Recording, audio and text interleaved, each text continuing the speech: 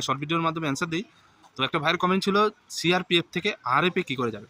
দেখো প্রথমে বলে দিচ্ছি আরএফের ফুল ফর্ম হচ্ছে র্যাপিড অ্যাকশন ফোর্স। ওকে, তো আরএফে কীভাবে যাবে তাই তো। দেখো সিআরপিএফ থেকে তোমাদের ডেপুটেশন আসবে, যখন ডিমান্ড আসবে আরএফের জন্য, ঠিক আছে, যখন ভ্যাকেন্সি খালি থাকবে তখন তোমার নামটা দিয়ে দিতে হবে। ওকে, তোমার অফিসে যে রাইটার থাকে তার সাথে কন্ট্যাক্ট রাখতে হবে, যখনই তোমার ডিমান্ড আসবে আরএফের জন্য তখন তোমার নামটা দিয়ে আসতে হবে। ওকে, তো আরএফে যাওয়ার পর ট্রেনিং মোটামুটি তুমি ধরে রাখো 1.5 মাস তোমার ট্রেনিং হবে।